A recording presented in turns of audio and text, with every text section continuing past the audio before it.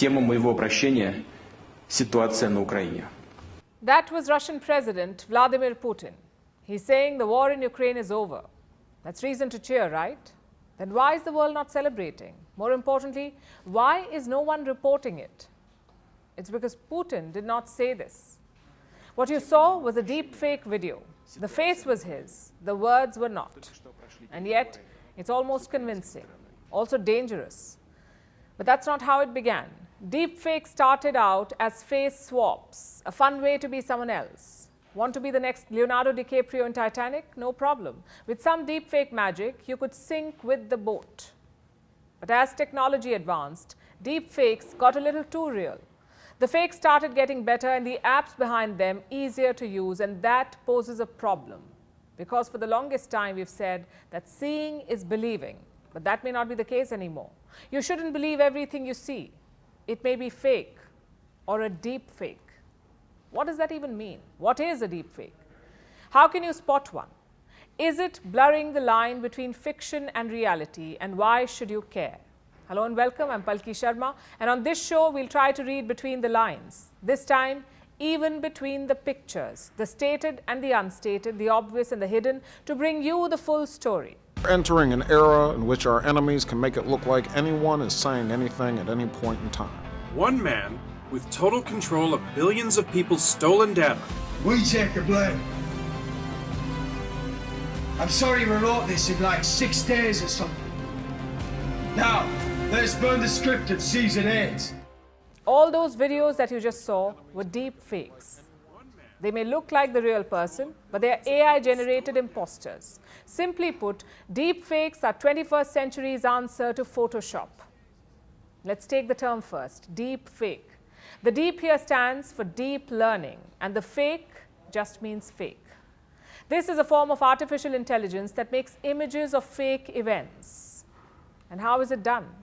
Say you have two people, person A and person B.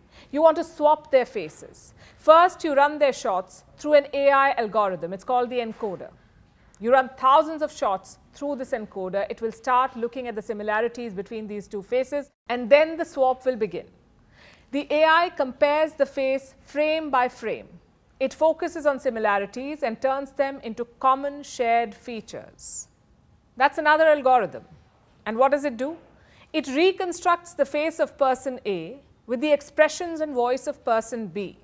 This is the ultimate step, the perfect swap. I know it sounds complex because it is complex. Making a deep fake is not an easy process. For a video to look very real, you have to match it frame by frame.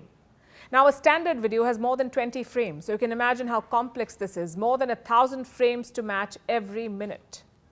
But now there are apps that make it easier for you. They don't give the same finesse and accuracy, but they're pretty good, and they're getting better. When deepfakes first began, they promised a digital utopia. You could be anyone you wanted to be. All it took was a pinch of technology and a dash of audacity. You could recreate old photos. Soon people started using them to create videos of dead relatives. It was unsettling. It triggered some questions, but it was still seen as largely harmless. Pretty soon, things took a turn. There was a spate of fake content. Deepfakes sent credibility on a one-way trip to the Bermuda Triangle. They became less about making Tom Cruise dance like a monkey and more about violating someone's dignity. I'll tell you why I say this. More than 90% of deepfake videos are pornographic. In 2019, 15,000 deepfake videos were found online. Out of these, 96% were adult content. 99% were faces of female celebrities mapped on porn stars. It's like a nightmare you can't escape. Faces and bodies are being digitally stolen.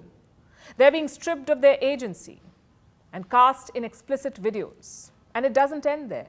Journalism, the cornerstone of democracy, is now under siege. Deepfakes blur the distinction between truth and deception. It's hard to verify videos. More often than not, people don't even bother. They just forward. I'm sure you've seen examples.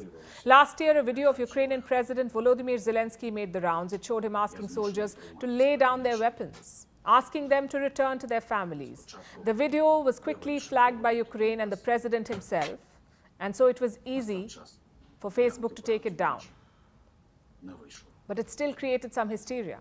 that the recommended way forward will be to invoke the Selective Service Act, as is my authority as President. The first to be called in a sequence determined by national lottery will be men and women whose 20th birthday falls during calendar year 2023. Then there was a video of the US president calling for a national draft. Joe Biden never said that, but it still caused some panic. Then we had Putin calling for peace. It was taken down by Meta. These were shoddy pieces of work, so they were easy to spot and erase. But the next ones may be more sophisticated. They may even feature your children. Watch this.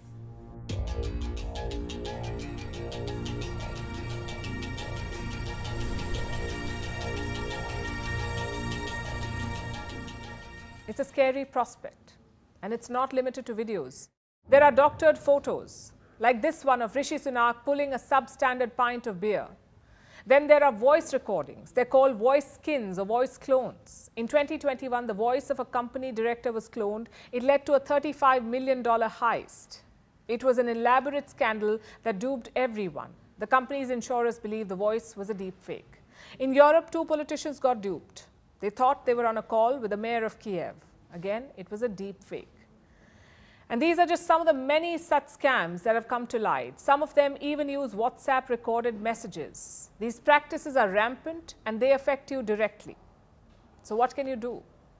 Well, first of all, do know that deep fakes can cause real damage. Here's another example. This is from Gabon in 2019. Their president, Ali Bongo, appeared on a video. He made a short speech, around 3 minutes long. During this time, his eyes neither moved nor blinked. His body appeared to be bolted to the chair. His hands looked glued to each other. Many thought the video was a deep fake.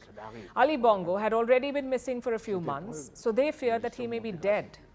This video address was meant to put those concerns to rest. Instead, it kicked off a coup. It was not successful. Ali Bongo is still the president of Gabon, but the video caused unrest. The economy suffered, the dissenters were arrested and killed. All in all, it was a recipe for unrest. So you realize what deepfakes can do. They can tank stock prices, influence voters, provoke religious tensions, even lead to coups. So what is the solution? Well, the same as the problem, ironically. AI created the problem. AI is also the solution. Artificial intelligence can help spot deep fakes. It's a fairly effective system, although it has a weakness. It works best for celebrities or political leaders. That's because their videos are already available on the internet, so AI has ready reference and it's easy to spot a fake. But for ordinary citizens, it could be a little more difficult. Which brings us to our last question. What should you do? How can you spot a deep fake? In 2018, American researchers gave a tip. They said, deepfakes don't blink like we humans do. And the reason is obvious. Deepfakes are trained on pictures, static frames. And most of them show people with eyes open. So no blinking. Sounds like the silver bullet, right? But this is where things get complicated. Once this weakness was revealed, deepfake videos started fixing it. So a high-quality deepfake will also blink. But the poor quality ones can still be spotted. They have some clear giveaways. Either the lip syncing is bad, or the skin tone is patchy, or their faces have blurred edges or strange reflections. All of these indicate that it is a deep fake. The key is to look carefully. If something feels odd, don't hit forward. Take a step back and check if it's real or not. Because this is not a harmless game anymore. It's the making of a scary, chaotic future. You must be vigilant and aware, because in the world of deepfakes, seeing is no longer believing.